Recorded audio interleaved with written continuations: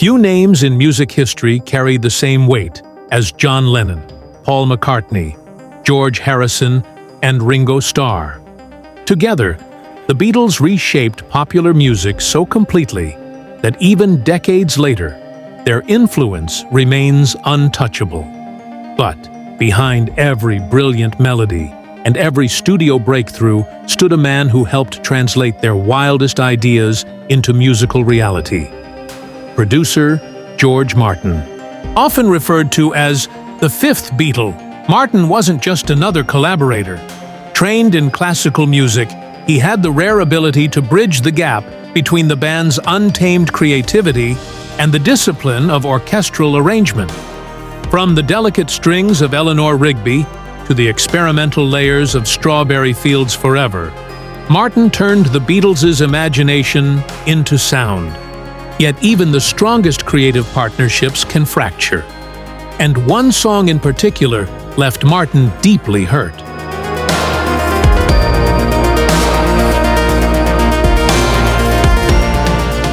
By 1967, the Beatles were at their creative peak. The recording of Sgt. Pepper's Lonely Hearts Club Band was pushing boundaries on every level, technically, musically, and emotionally. The band, more confident than ever, began taking the reins themselves, relying less on Martin's direction. When Paul McCartney wrote She's Leaving Home, a haunting ballad about a young girl running away from her parents, he imagined it drenched in strings and emotion, but he didn't wait for George Martin to make that vision real. Martin was busy producing another artist, Cilla Black, at the time.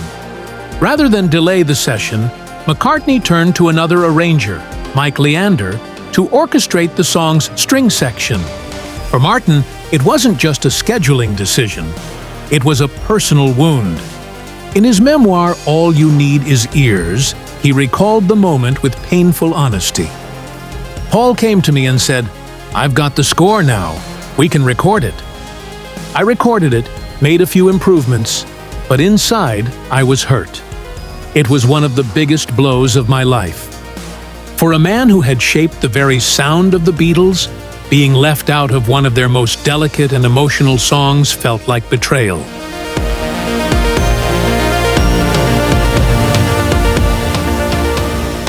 Despite the tension, She's Leaving Home became one of the emotional anchors of Sgt. Pepper. The song tells the story of a teenage girl who walks away from the expectations of her parents, a reflection of the generational rift defining the 1960s. McCartney drew inspiration from a newspaper article about a missing girl. He imagined her motivations, her parents' confusion, and the silent heartbreak of a family divided by change. The line about the note she leaves behind, she hoped it would say more, remains one of the most quietly devastating moments in the Beatles' catalog.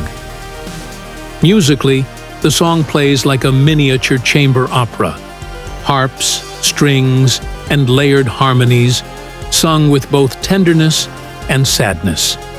Even George Martin, despite his hurt, later admitted that the result was stunning. He called it one of the best constructed songs they ever made, praising its emotional depth and dramatic storytelling.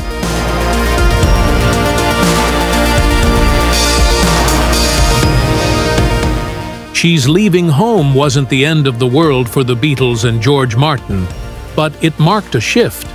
The band was growing more impatient and increasingly independent, experimenting with sound without waiting for their longtime producer's guidance. By the time of the White Album, tensions had reached a boiling point. Sessions turned chaotic, and Martin eventually took a brief holiday just to escape the stress. The harmony that had once defined the group, both musically and personally, was beginning to crumble. Still, their collaboration on Sgt. Pepper remains a defining moment in popular music. Behind the brilliance, though, there were human feelings, pride, hurt, and the quiet sadness of a mentor realizing his students no longer needed him.